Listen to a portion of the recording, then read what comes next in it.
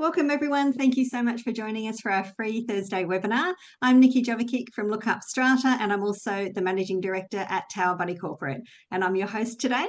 Do you have ideas to suggest to your Body Corporate Committee but you feel like your voice isn't being heard? Do you wish you could have a greater say in the decisions that affect your property and your community? Todd Garsden from Mahoneys and Will Marquand from Tower Body Corporate join us to explain how lot owners have a powerful but little used tool at their disposal, owners' motions.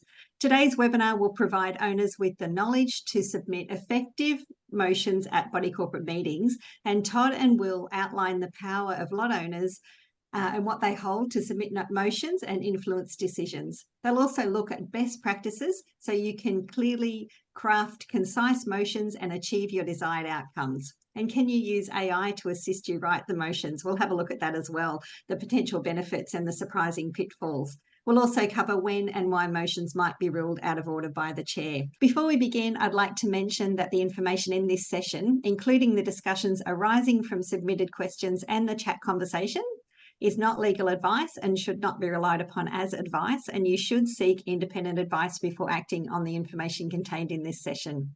We welcome Todd Garsden, partner at Mahoneys, heading up the Body Corporate team. Todd specialises in body corporate law and predominantly acts for body corporate managers and lot owners. Todd is an active member of SCAQ. In 2019, he was appointed to the Legislation Committee and assisted in making submissions on behalf of SCAQ on issues such as legislative reform in body corporate law. And as a Body Corporate Committee member, Todd understands the day-to-day requirements of administering a body corporate, and he has a focus on achieving practical and commercial results for his clients and understands the market bodies corporate operate in. We also welcome Will Marquand, General Manager at Tower Body Corporate. Will joined the Tower team as a General Manager and Senior Strata Manager in 2020. A licensed Strata Manager, he has widespread experience across all forms of commercial, industrial and residential schemes. A former teacher and journalist, Will is also a regular contributor to Lookupstrata, and he believes in proactive, ethical strata management and hopes to provide Tower's customers with the knowledge and support required to take their schemes forward into the next generation of body corporate management. Thanks, Nikki. So as a little brief overview that we'll just go through now just to get the ground set. And then the important part is really the discussion with Will after. But I think to help that discussion, it's good for the participants to sort of understand exactly what we're talking about. So I think the easiest way to think about it, like most meetings, is you split it between committee meetings and body corporate general meetings. So obviously there's two standards of motions that can be submitted. There's no requirement for occupiers or no rights for occupiers to have motions considered at any meeting. So really key thing is that these are rights that relate to owners. They don't relate to tenants or occupiers. So it's only owners' rights that we're talking about today. For committee meetings, this is a relatively new right that owners have, is that they've got the ability to submit a motion to the committee and require that to be considered. So that's quite a big shift that was implemented a few years ago. And it also puts a deadline on the committee to do something about it. It can't just sit there until the next committee meeting, which might not be for 10, 11 months away. So once the motion is submitted, the committee's got 6 weeks to make a decision on the motion or extend their own deadline to another 6 weeks. So most motions they'll be able to deal with in 6 weeks, but they can extend that out to 12 weeks if they want to. A really important concept is that if the committee doesn't resolve in favour of the motion within the time frame, and that includes the extended time frame, if by default it's a no vote. So if you've only got 1 or 2 committee members that have voted yes, but you've got a full set of 7, even though all the votes so far have been yes, it'll actually be a no vote. You need to have above the threshold, otherwise it effectively times out. Always got that overarching obligation to act reasonably in making a decision. So just because the committee votes no doesn't mean it's necessarily the be-all and end-all.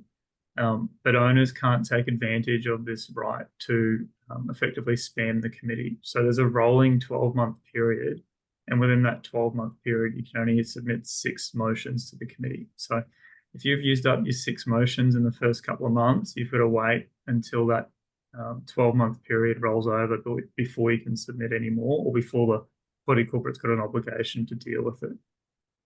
Obviously, the committee can't decide on everything, so some motions that get submitted are going to be restricted issues. They need to be held over until general meeting. And obviously, some motions are going to be invalid, just like at general meetings. So obviously, committee doesn't have to make decisions on those motions. When we revert back to our general meetings, and this is a right that's existed for a long time, when the lot owner submits it, they can include an explanatory note, and that's up to 300 words. So when a lot owner submits that motion and explanatory note, it must be included on the next general meeting that's practical to do so. If it's an AGM, it needs to be submitted before the body corporate's financial year end. Otherwise, it goes on to the next EGM, or it has to wait 12 months for the next AGM. If a lot owner does submit a motion, which they can do at any time, the committee is not obliged to call an EGM or deal with it in a particular time frame, and that's one key difference between committee motions and general meeting motions. So potentially, if you submit a motion to an EGM, you could be waiting 11 months for it to be dealt with. Whereas if you submit it to a committee meeting, you've got a 6-week or maybe 12-week period.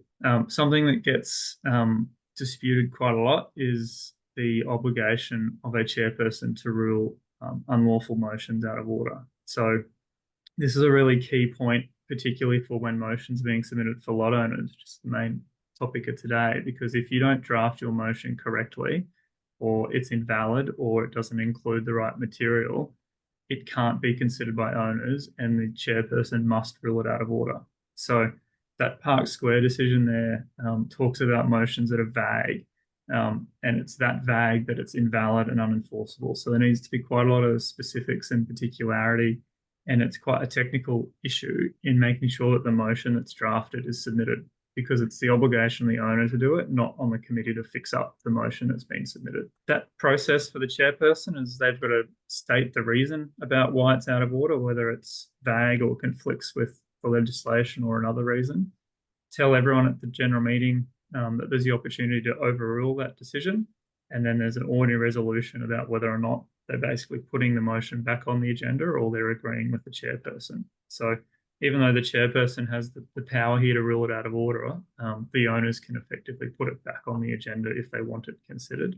Lobbying is another quite hotly contested part of owner motions. Just because you submit a motion doesn't mean it's going to get passed or it's going to get voted against. It's quite an important right that everyone has, including people who are against the motion, including people who are for the motion, that they can lobby in favour or against the motion. So obviously some ground rules around that is you can't mislead people about what the effect of the motion is or what the motion's trying to achieve. But that can overturn the outcome if it would have changed the decision. So if you lie to people about what the motion's achieving and that causes them to vote a particular way, it can actually undo the result down the track. So that's really the formal race view of lot owner motions to set up, I think, the main part of today, which is the discussion and questions. Thanks for that, Todd. The basic premise of today's discussion is that owners don't use motions enough. That's what I tend to find as a body corporate manager. We're often, people often come to us, they say, I want body corporate to do something. We go back to them and say, well, okay, make your submission as a motion. But I tend to find people are very reluctant to do that. Do you think that's true? Do you think there's any reason why they might be reluctant? Absolutely. And I think this is when the topic of this webinar was discussed many months ago. It was quite an interesting one that Nikki came up with, because I think it's one of those rights that owners either are simply not aware of and they don't use it when they should be using it, or in other circumstances when they absolutely overuse it and take advantage of it. So I think the concern is that it's not used in the right way, or it's not used at all. And it can be a really effective way for owners to raise concerns and get their point across and get decisions made. Something that I think all body corporate managers and lawyers and most people involved in the industry get quite frustrated about is just dealing with the constant complaints about body corporate decisions and committee members making decisions. They're the ones that are the volunteers trying to keep the boat afloat. And when you've got lot owners on the side sort of throwing barbs and complaining about those decisions and why was this done or why hasn't this been done, the simple fact of the matter is that lot owners are part of that body corporate. If they want something done, they shouldn't be complaining to the committee. They should be exercising their rights to at least have the issue considered. Motions are neutral. They're just the questions that can be answered. That can have an answer yes or yes, no, or abstain, and that's really all they are. It's a proposal that people can like or not like. Yep. That's easy. That's easy for me to say that. What I tend to find is that people view motions as quite hostile things. The people writing them are kind of writing them perhaps to attack the committee in some way rather than to achieve an outcome that they want. Or committee, when they receive motions, they kind of view it as a criticism of the work that they're doing rather than an owner, just expressing an opinion about what they might want to achieve or not. I think something that gets missed a lot is that the purpose of a motion is to make a decision. It's not to raise a complaint or raise an issue in general. And that's why a lot of motions are too vague, because they don't actually resolve to do anything. That's, I think, one of the most common reasons we give advice to chairpersons about why they need to rule something out of order, because the motion that's been submitted isn't actually a motion. It's not making a decision on something. So a lot of motions just fail because they're not really motions.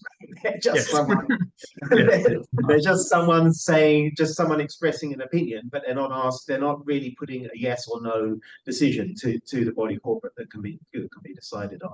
If you've got like a junior clerk starting in your office or something like that, and they're starting to write some motions on behalf of body corporates, what kind of advice do you give them in terms of how to construct a motion and what its purposes are? Yeah, and it's really having regard to the issue. So obviously, a number of different decisions will typically relate to a particular part of the module or a particular part of the act, where a body corporate can make a decision on an issue. So it's really working within the framework of that section. A lot of the time, it can be overcomplicated. Because you've got to bring it back to, well, what decision are we asking the body corporate to make? So it's quite, a lot of the time the issues is there's too much waffle, or there's too much detail, or there's too many points raised in the motion, which are actually more appropriate for the explanatory note. And that's why there's the ability for the motion to be submitted with an explanatory note. So they need to be quite simple and straightforward to the point, and actually making what decision are we making. Okay, so a lot of people, that's kind of the start point where they fail. They don't really understand the difference between the motion and the explanatory note, right? The motion is really a yes/no question that's being put to people, and the explanatory note is the explanation of why you're putting that question to people. Exactly. Yeah. So understanding the difference between them, I think, is quite important. Another quite difficult concept, I suppose, is understanding the threshold of approval. So that's when we're talking about, is this something that the committee can make a decision on, or is it something that needs to go to general meeting? And then once we're at general meeting, what type of resolution is that? Is it an ordinary resolution, a special resolution, resolution without dissent, majority resolution? It can be quite technical. So I think understanding those resolution types is important as well, before just lobbing in a motion and hoping the committee or the body corporate manager will pick up any problems or issues that you've drafted, because it's not their job to do that. Right. So it's understandable that a lot of people might be hesitant about the technicalities of writing a motion, right? I find it difficult after years of being a body corporate manager. I still worry about them. I still check them through with my colleagues, but not every owner has that capacity to do that. So I guess the first question is, does a motion have to be written by a lawyer? Is that a requirement? Definitely not.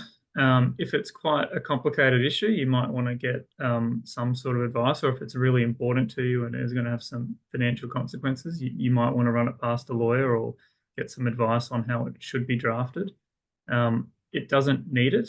Some other good ways to avoid the cost of a lawyer is to look at previous agendas. This might have been an issue that was previously considered at your body corporate.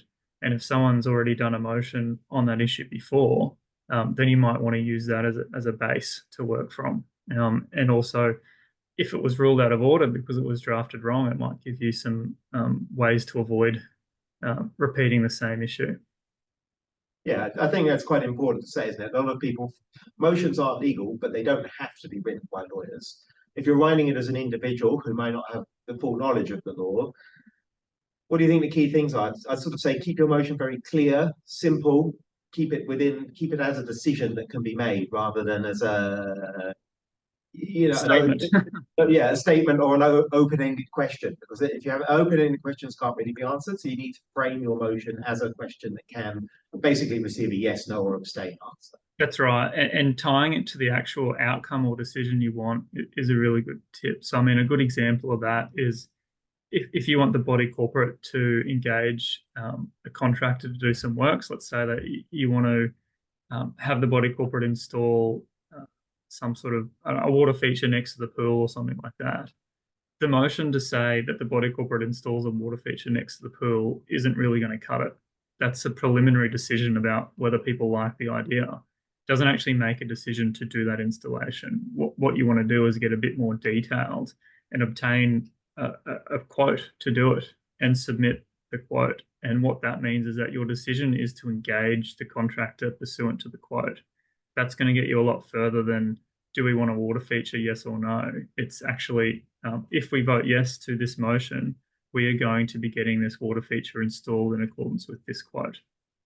Yeah, yeah. So I'd say that's a lot of the time where where I see motions that fail. People maybe send something in, and I can understand their intent. Maybe the motion, this what they submit, maybe just says fix the roof.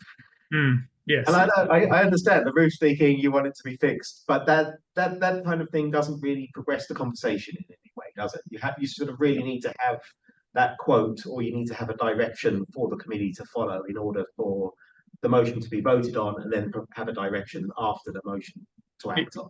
Exactly right. Because you got to look at, like I said before, the key thing when you're thinking about it is what outcome or what action do you want? And it's not as broad as fixing the roof, because no one can just go and fix something. That they need to engage a contractor to go and do the works, or engage someone to put together a quote to look at it. So anything that doesn't go to that level of detail is really just going to be a preliminary decision about whether we do something or not. Quotes, though, can be quite hard for individual owners to obtain. It depends on the size of your complex and the nature of your problem and everything like that. But it's not always easy for an individual owner just to. A roof could be a very large roof, maybe a house, under which a couple of hundred people could be. It might be hard for an owner to get a quote for something like that. Are there ways around writing motions if you don't have a quote, or you find it difficult to get one, that still can make a motion effective? Yeah, so I mean, this is a really good example of the power of committee motions to be submitted. So you might not want to submit that motion to the general meeting without your quotes, but you might want to submit a motion to the committee that the committee goes and obtains 3 quotes from qualified repairers to replace the roof, and then puts those quotes to the general meeting. And that's how you can use a lot owner motion to your advantage to get your roof fixed. Yeah, so I might, instead of just saying fix the roof, we could submit a motion that says something along the lines of that the body corporate committee seeks 3 quotes for the repair of the roofs. Would that sort of thing be reasonable? Yeah, that's right. And then you might want to take it a step further and then require that the committee puts those quotes on the agenda of the next general meeting. Mm-hmm. Yeah, and then that'll get the outcome you want without just lobbing in a one-liner saying fix the roof, please. Yeah. Okay. So committee motions, these came in the legislation as I'm going to mix my dates up now. This is 2021, I think it was. Time flies in body corporate, so you often miss these things. To me, they're a really powerful tool, but they're a new tool, and I haven't really seen owners adopt them very much. When people come to me and they've got problems, I often say, okay, why don't you submit a committee motion? And they either don't know what it is, or they just never follow up on the advice that I give them to do it. So maybe if you could go into these in a little bit more detail. I know you covered it in the presentation, but yeah, and this is probably the point I briefly touched on, where I think there are owners taking advantage of it, and there are owners not using it when they should be. So one of the concerns when that legislation was being prepared was that there wasn't going to be a limit on the number of lot owner motions that could be submitted, and you're going to have some owners who take that to the extreme. They're going to submit a new motion every single day. And that's why there were some restrictions on those submissions, such as the rolling 12-month period and not repeating an existing issue that's already been considered to try and shape that. But what I've probably seen is the times that this right of submitting a lot owner motion is being used is by those owners who are really taking it to the extreme, are already capped out at their limits of motions and are lobbing one in immediately when they're able to. And they're not really on issues that should or need to be dealt with by the committee. It's not designed for that. It's designed for lot owners who have an issue to have that issue dealt with when they really need it. And whether it's just a lack of understanding or lack of knowledge or fear of submitting it, I think that's probably the concern, which is really, I think, what today is about, so that owners understand that it's not necessarily a big, scary right, and you're not going to cause all these issues by submitting it, because all you're doing is asking for it to be considered. It's not forcing anything. It's not going to turn into a big dispute if you do it the right way. Yeah. So a lot of motions, I guess, are submitted by people who are kind of angry with the body corporate in some ways. That tends to be what tends to provoke them into writing that motion. And what I've found is that the committee motions have often been used as a tool for controlling these angrier owners, right? Instead of having them submit an email to the body corporate every day or 5 times a day or whatever they choose to do, the answer to them is, well, we're not going to answer your emails anymore. If you have anything that you want to put to the body corporate, submit it as an owner's motion. You've got 6 per year, and that's going to be our dialogue with you. Yep. Is that a reasonable way to control these type of owners? It can be, if it's the owner taking advantage of it. But if the owners, sometimes it's a bit of a needle in a haystack, because even if an owner raises 10 issues, if one of them is genuine, it should still be dealt with properly by the committee. But ultimately, that's the right owners have. There's no right in the legislation for owners to receive a response to their complaint or to receive some sort of acknowledgement to what they submit to the body corporate. Their right is to have motions considered. So rather than thinking of lot owners raising their issues in terms of complaints about or to the committee, it should be reframed to, what solution do I want for this problem? So rather than trying to make someone else solve it for you, you've got the ability to have it solved for yourself. There's a question in the comments here I saw from a lady called Judy, and she sort of said, is any request from an owner to the committee considered a motion? Yeah, that's actually a really good question, something we get asked a fair bit. I mean, the short answer is no.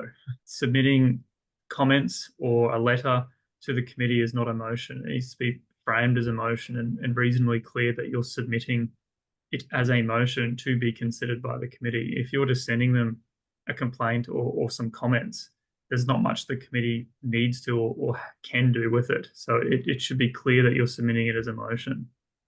Okay, and then what would that look like? If I was writing an email, I should put the headline owner's motion or committee motion or something along those lines, and then I should have, how would you structure it? Yeah, I mean, it depends on I guess what extra material you want to submit with it, because sometimes if you're submitting a request or a motion to the committee, you might want to give it some explanation about why you're doing it, or what the purpose of it is. So you might want to have a bit of an introduction about, I'm attaching a motion that I'd like to be considered by the committee, and here are the reasons why I'd like the committee to consider it and vote in favour of it, if that's what the outcome you want. You don't need to do that explanation, but you need to have it, I guess, reasonably clear you are submitting it as a motion, and you actually need to give the wording of that motion. So similar to before, you can't just say, I want the committee to take steps to fix the roof. You can do that, but they're not obliged to do anything with it. But if you submit an actual motion and give them the wording of the motion you want considered, that will go on the agenda of a VOCM or a committee meeting to be voted yes or no. And that's really the outcome you should be looking for. And in terms of the committees, and particularly the chairs, they have to make a determination as to whether the motion is submissible, whether it's valid. And that is quite difficult for a lot of people. They feel awkward about doing it, or they don't feel that they have the knowledge. So what's the requirement for the chair? Yeah, and it's a tough job sometimes. Even when we're giving advice to committees on agendas and which motions are valid and which motions are invalid, it can be one of the hardest advice as we do, because a lot of them are in the grey area because they're not really that clear. But you can kind of work out what they're trying to do with it.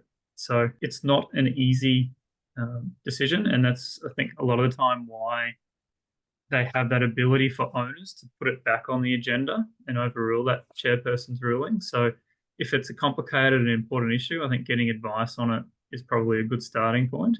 But if you're managing it yourself, you've got to kind of use your best judgment. So that requirement that it's not vague and you can understand what you're doing, I think, is important. But perhaps the litmus test or the thing in the back of your mind to ask yourself when you're making the decision is, if this motion were to pass, what actions would actually be taking place by the committee? So if there's no positive action to do something and that action isn't clear, then I'd probably be ruling it out of order. But if you can work out what the motion is trying to achieve, I'd probably take a fairly lenient attempt and allow that motion to be considered. Okay, so would you say committee should err on the side of allowing motions, or should, even if the wording's not 100% correct? Yeah, if you can work out what the motion's trying to achieve, then most owners should be able to work it out as well. Yeah, I think that's a pretty good rule, isn't it? If you know what's going to happen afterwards, then you're probably on firm, safe ground. But if you look at the motion and go, well, even if it passes, we don't know what to do next. Exactly. You take a too strict approach to it. If there's a typo or some sort of glaringly obvious minor error, it would be silly to rule it out of order on a basis like that. Yeah. How do you see the role of body corporate managers in mediating motions? They're often the recipients of them. They'll often say that they're required to list motions when it comes to general meetings and things like this. Should they be helping others, or do they have like most things, stuck in the middle is a lot of the problem for a body corporate manager for motions like other issues. I think you're welcome to provide, and it should probably provide, reasonable guidance to the committee about how they should deal with it, but also reasonable guidance to the lot owner when they're asked a question. The reality is 9 times out of 10, they're going to be the most experienced in the room, particularly in relation to body corporate procedure. But they're there to assist the committee and in more the administration side. You just don't want to go too far and put your neck out on giving advice about whether it should or shouldn't be ruled out of order, but definitely be giving an opinion to the chairperson about what your thoughts are on the motion and whether or not you think it passes the test or not. And just for clarity, we have to list motions, these ones that are submitted to AGMs or general meetings. If they're submitted by the owner, we have to list them in the form they're submitted. Exactly right. Exactly how it was submitted. So ultimately, that's so if there was an amendment made, the lot owner can't turn around and say, you amended it, so it was originally valid, but your changes made it invalid, and you basically hijacked my motion. So the obligation is on the owner to submit it and draft it the way they want it considered. So that means that if it is invalid, it's back on the lot owner and not someone else. Yeah.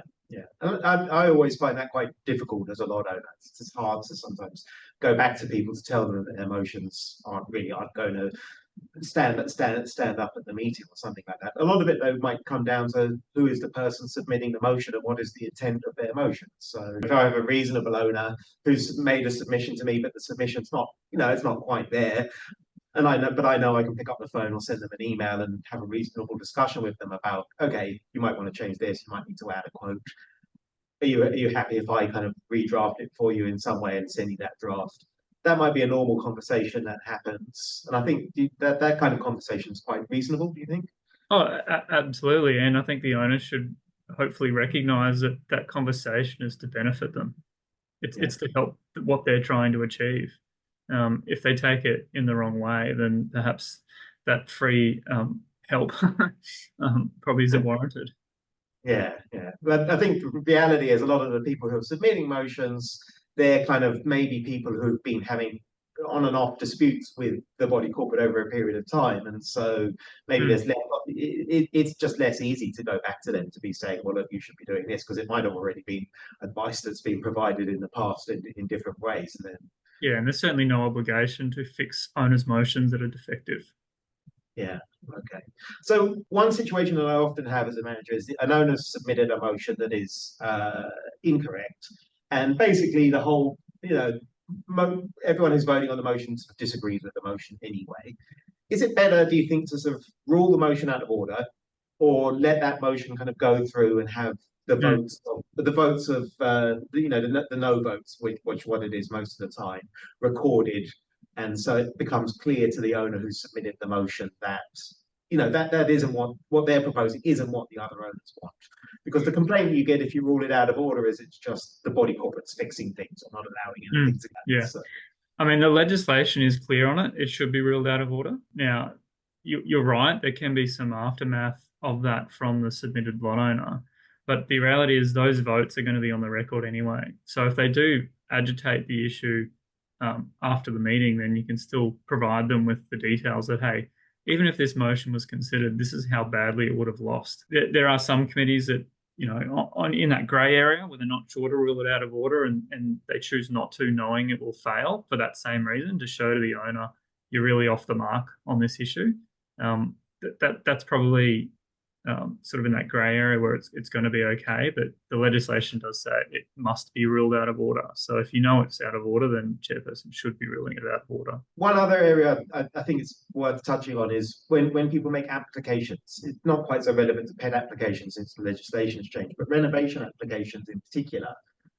We often just, it's the standard process that, the body corporate company might send out an application form and the owner returns the application form.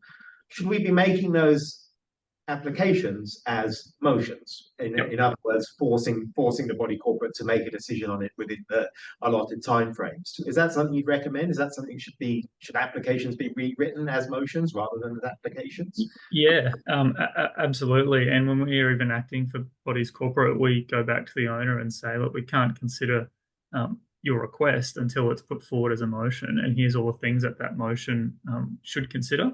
And here's the things we'd like you to take into account. Ultimately, the committee can't decide yes or no on an application until a motion is passed. It's that motion which is the actual decision. So whether it's submitted as a motion or submitted as an application, is still a motion that needs to be put together to approve or reject that renovation application. Yeah. But an application just in and of itself isn't a motion, is it? It's something that the committee can say, well, we'll just look at it at the next committee meeting, or it could be the next general meeting. Or we'll wait until you submit a motion. Yeah.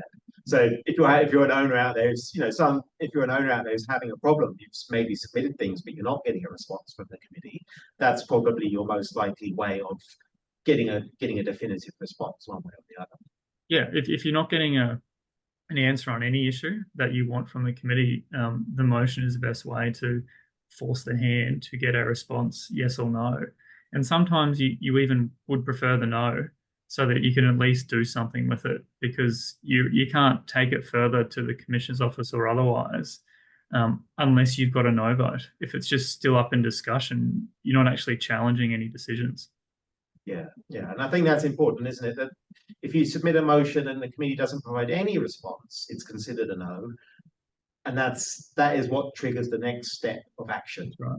Until you have that official answer, you're kind of in limbo in terms of what you can do as an owner. Correct. Now we're all a bit worried about AI taking over our jobs, but it does have some potential benefits for owners, I think, submitting motions. Have you tried AI for writing motions and seeing how it comes out?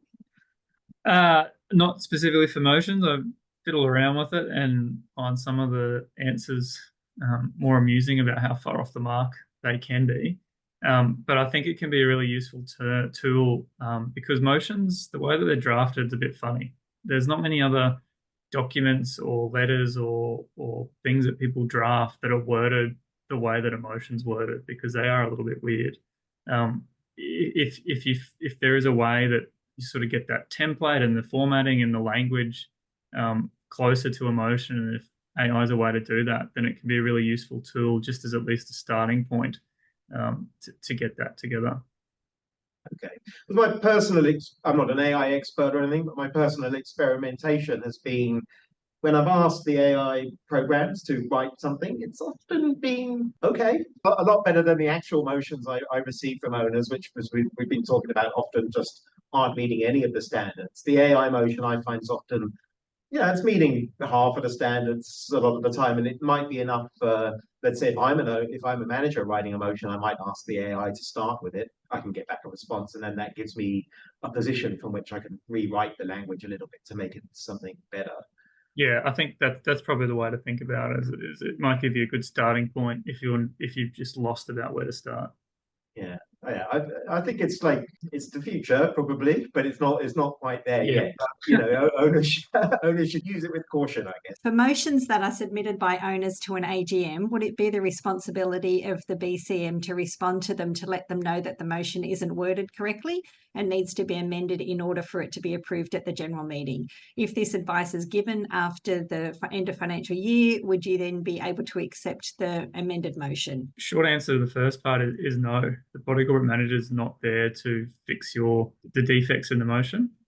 They may want to do so, and they might want to help you if you're a nice owner or you ask nicely. But if you resubmit a motion even after the end of financial year, then it still gets included on the agenda in the amended form. So you do have the ability to update it or tweak it if you need to do it. Okay, so there's capacity. If you've made a submission before the end of the financial year, it's gone a little bit wrong, and you want to resubmit it, you can do that. Yeah. But obviously, you can't use that to sort of as a placeholder to submit any other type of motion or double up on the motions or things like that. It's still got to be that original issue, but you can make adjustments and amendments to it. Okay, because I often see situations where a motion might get submitted, but maybe an owner's forgot to attach the quote as part of their original email. And then they get an email back saying, oh, your motion's out of order because you forgot to attach the quote.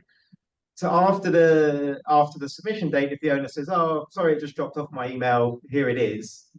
It's okay. Do you think that's perfectly reasonable? Yep. Yeah. The cynic in me says that if the committee does not want to be seen to have decided against a lot owner's motion at a committee meeting, they just ignore it for 12 weeks and it lapses as a no vote anyway. Is that true? Yep. Don't know if that's the cynic. It might be the realist. But at least you've got an answer at the end. That's the whole point. The committee has ignored it, but it still counts as a no vote. So they haven't really ignored it because effectively they've just voted no. And okay, it's taken up 12 weeks or so to get to that point, but it's better than the old situation where it could have been ignored in perpetuity. Correct. And then you can take further action if required. The committee does not consider owners' motions at all at the committee meetings or VOCs. What can we do? Well, it's the same as if it was a no vote. If you're submitting a motion and you wait your 6 weeks and that time frame has expired, then you can go to the Commissioner's office and say it was unreasonable to not vote in favour of my motion. The committee might get a little bit of a public notice saying that you can't just keep ignoring owners' motions because you're engaged to do a job. You're nominated to do the job, and part of that job is making the day-to-day decisions of the body corporate, and that involves considering owners' motions. And Will, anything to add to that? You might need to change your committee. It's not always that straightforward. It's not always that straightforward. But if committees are just doing that, maybe they've got, in some cases they might have reasons, but if it's a general policy, I would say that is not a policy of an effective committee. Can strata managers provide independent advice to a lot owner on drafting a motion for a general meeting? Well, it depends on, I think a big misconception in the industry generally is what's a strata manager's role, and they're engaged by the body corporate to provide administrative services. That doesn't include advising on how a motion should be drafted. And remember, their client is the body corporate, which is given instructions by the committee. So it's really a question about whether the committee would want the body corporate manager giving additional comments or guidance to the lot owner. And I think that's probably the key thing, is it should really only be guidance, because they don't want to be giving legal advice, because that's not their role and that's not what they're there to do. Yeah, as a manager, sure, you can. There's the technical position of no, we're not required to give advice, and yeah, we can't give legal advice. I think also, though, we have a role in kind of like ensuring that the democratic process is functioning. And part of that, I think, is trying to help owners where if they've made a small mistake on a motion submission or something like that, if the motion submission is being made respectfully, then I don't really see a big problem with the body corporate manager like highlighting any issues with that or saying that you might need to change this and this here or there. It's up to the owner whether they accept that advice. But I would probably see that as assisting the good functioning of the body corporate, that it's a healthy thing if owners are submitting motions and people are voting on it. Mhm. Some people might think that's overstepping the mark of the manager, but personally I see it as a good attribute of a skillful manager. Yeah, I think a lot of it's going to be circumstantial dependent. You know, if that committee doesn't want you to be guiding an owner in a particular way, then it's probably not something you should be doing. But yeah, if it's just helping them out here and there, I don't see any issue with that. That's when you're in the middle. If you have an owner submitting a motion that you know the committee doesn't want and you know it's not within their objectives, as a manager, you're probably dealing with the committee most frequently, probably sharing the objectives of the committee a lot of the time as well. That's what really that's what you're doing, is you're facilitating the committee to achieve their objectives. If an owner's coming against the committee, you're between a bit of a rock and a hard place if you're giving too much assistance to that owner to attack the policies of the committee, I suppose. And we had a question: if the strata company provides templates for motions in their resource areas, would this be a good start? Definitely, probably the best start you can have. Okay, that's great. There are at least 3 major maintenance issues the committee is aware of, but not taking action to address. Is it better to submit motions to the committee for each issue separately, i.e. obtain 3 quotes for maintenance for roof membrane, external painting and water ingress through basement wall, or to group all maintenance issues into one motion? It can get quite complex. Yeah, there's probably no right or wrong answer. I think if you want it so that there's an option for them all to stand together or fall together, then one motion's the best. If you'd be happy with some of them being dealt with and others may be delayed, then I'd probably split them up. It's probably simpler to keep it together as long as what you're keeping together is sufficiently clear about what you're wanting them to do. So this really ties back to Will's really good example about, please committee fix the roof. Isn't probably going to be enough. You want for each issue to be pretty detailed about how you want them to fix it. Do you want them to go and get quotes, or do you want them to engage this particular contractor and things like that? It's hard to say, isn't it? I mean, it really depends on the motion. The more complicated the wording of your motion, the more likely it is to fail or confuse people, produce an outcome you don't want. So breaking it up can have that benefit of simplicity, but then if you break it up and you end up with some parts of the work being done and not others, that might not be beneficial either. So it's really difficult to say. It's very circumstantial depending on what it is you're trying to do and how you're trying to achieve it.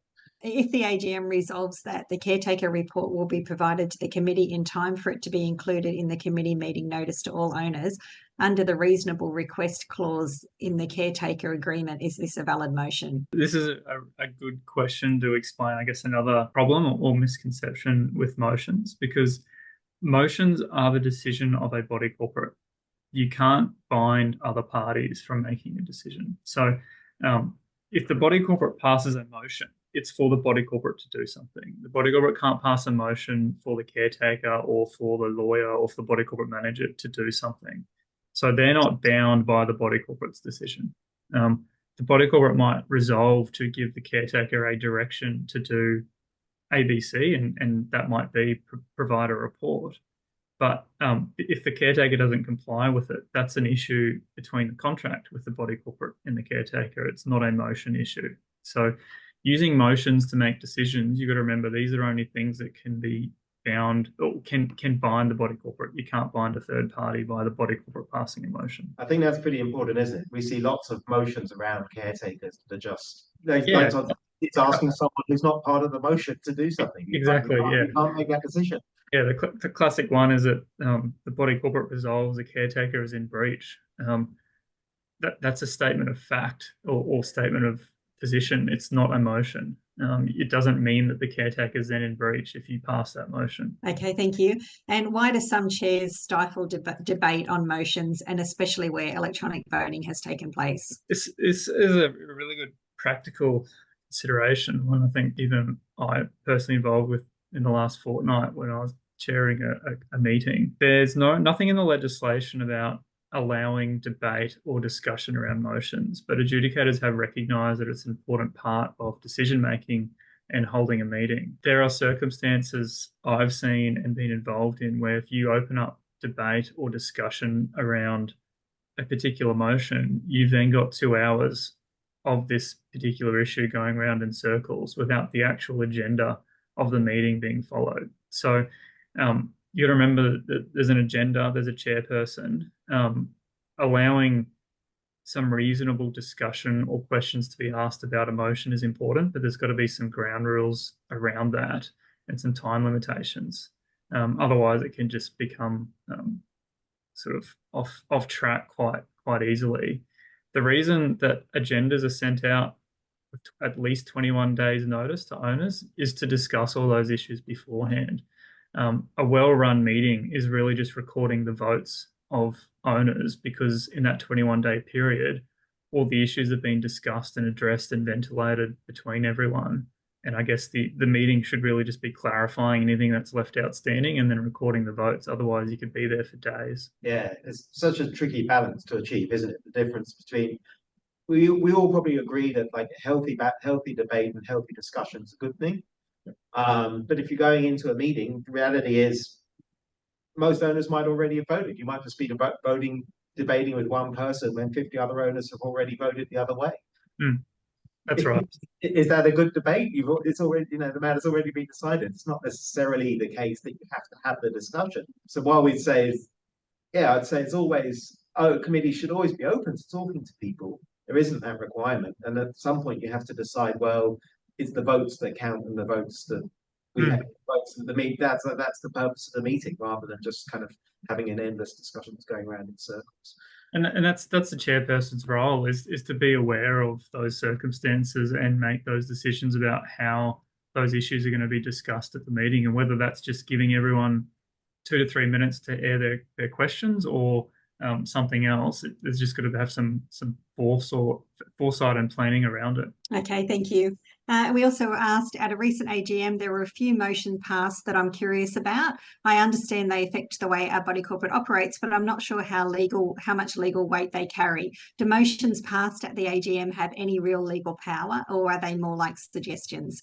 How long do these motions stay in effect? Do they last forever, or do they need to be voted on again after a certain amount of time? And if they have an expiration date, what happens then? Should they be resubmitted for another vote? Good question, but it's an easy answer. Motions are enforceable and the committee is obliged to give effect to them. So that's black and white in the legislation. So if a motion has passed and the committee isn't taking the steps required to do something about it, then they can be compelled to in the Commissioner's office. I think something that's come up fairly recently I've seen is a motion was passed and the committee's been sort of feverishly working away behind the scenes to try and implement it, and it was in relation to some quite expensive remedial works. And then owners started getting upset that they didn't think anything was happening. Meanwhile, there were hours and hours and hours spent by the committee on actually implementing it. It just took some time. So probably worth checking with the committee, what steps have you done since this motion passed to give effect to it?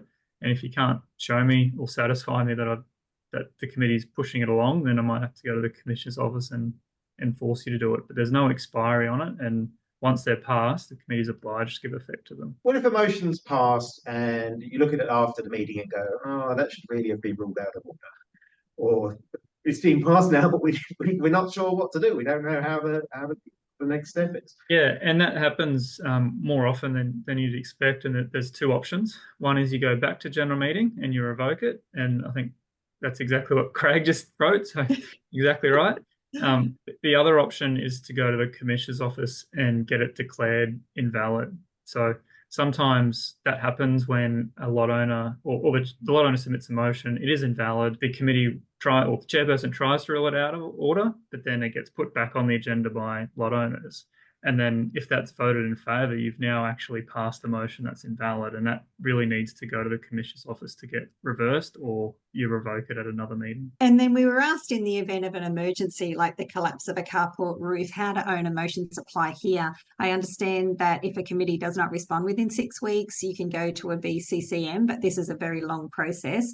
And also, if a quote to undertake repairs was successful at the AGM, what's the next step if the committee won't issue a purchase order? If something's collapsed, it sounds pretty urgent, and Commissioner's office do deal with urgent things urgently. In the last couple of months, we've probably done 2 or 3 urgent final orders or even interim orders, and we've had one back within a day. The others are within 2 days. They do get triaged for that purpose. And Will? Yeah, legislation is not that helpful when it comes to emergencies. It's not always the best guidance, but committees have to act. If there's an emergency situation, the committee has to take action to protect the body corporate. Okay. All right. Well, that's wonderful. Well, thank you so much. I think we're just about coming up to the end of the session. And so I just think it's a good place to sort of pause and ask if you've got any final comments that you'd like to leave us with before we finish off the session. Yeah, thanks, Nikki. I think it's something that I wish more owners were aware of, using those rights to submit owner motions, both at committee and general meetings. But I think making sure you understand how to use it effectively is the key point. And Will, anything you'd like to leave us with? It was the point I sort of said earlier. Think of own motions as being neutral. Don't think of them as attacking anyone. Don't think of them as something hostile. If you're a committee and you receive a motion, don't receive it as a criticism of what you're doing. Motions are just propositions.